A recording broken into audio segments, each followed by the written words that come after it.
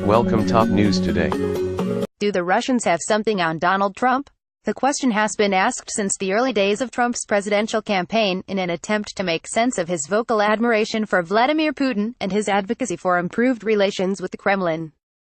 It's possible, of course, that the answer is no. Trump is an instinctive authoritarian, and he may simply, genuinely admire Putin, and see in him a potential ally for the United States' global efforts against Islamic extremism. Yet the question has lingered into Trump's presidency.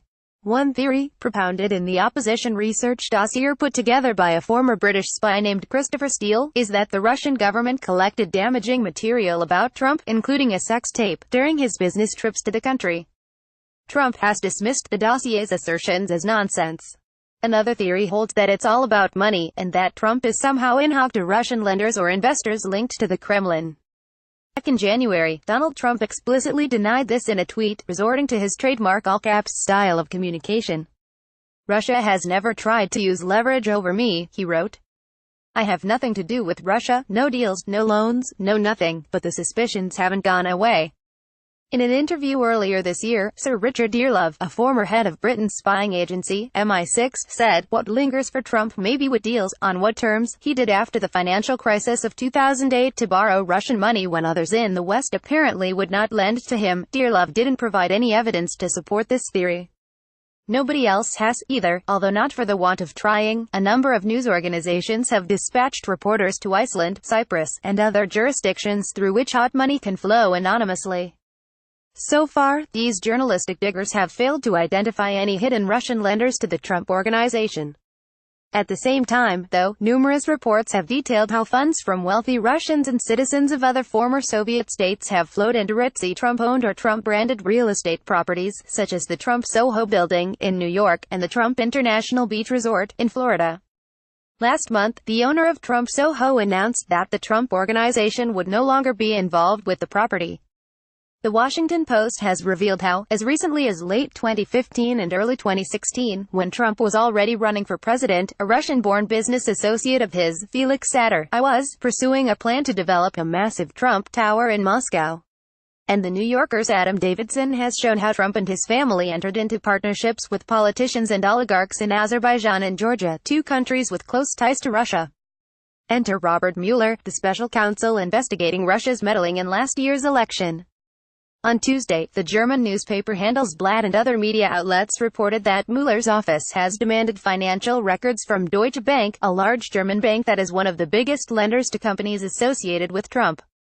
The news reports said that Mueller's office issued a subpoena to the bank earlier this fall. The impression was that the bank, despite its public refusal to confirm any details, was willingly cooperating with the investigation.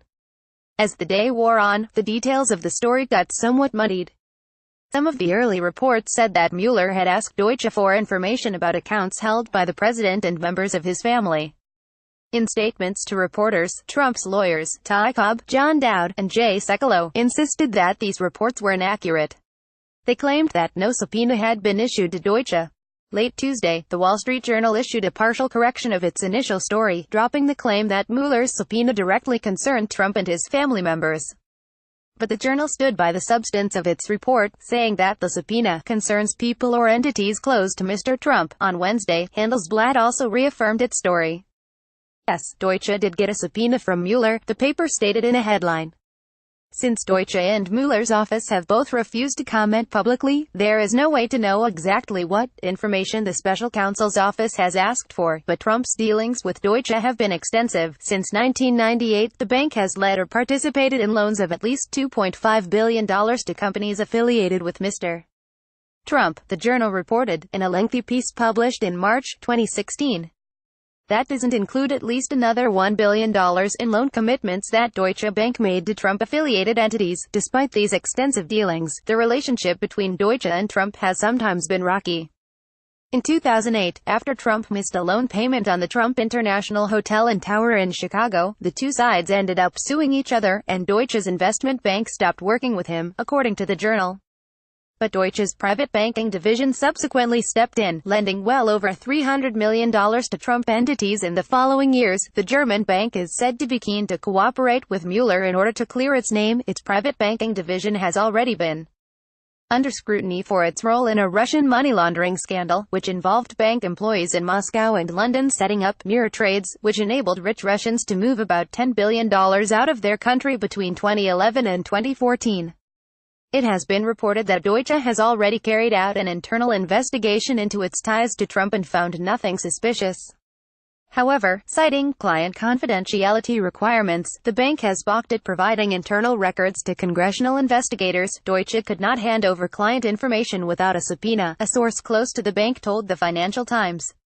It's helpful to be ordered to do so. That might provide some reassurance for the president's lawyers, but it hardly seems likely to assuage Trump himself, who in June told the Times that he would regard Mueller delving into his personal finances unrelated to Russia as a violation of his job mandate. "Look, this is about Russia. I have no income from Russia. I don't do business with Russia," Trump said. Actually, the special counsel's remit is a broad one, according to the order that Deputy Attorney General Rod Rosenstein issued when he appointed Mueller. In May, he is authorized to investigate any links and/or coordination between the Russian government and individuals associated with the campaign of President Donald Trump, and any matters that arose or may arise directly from the investigation. According to Handelsblatt's reporting, Mueller's subpoena requires Deutsche to provide information on certain financial transactions and loans. If that is true, it strongly suggests that the special counsel's team is following up specific leads rather than conducting a fishing expedition. Whether these inquiries will lead anywhere remains an open question. One thing seems clear, though: Mueller's investigators are following Deep Throat's advice and following the money. For Trump and his associates, that has to be disturbing.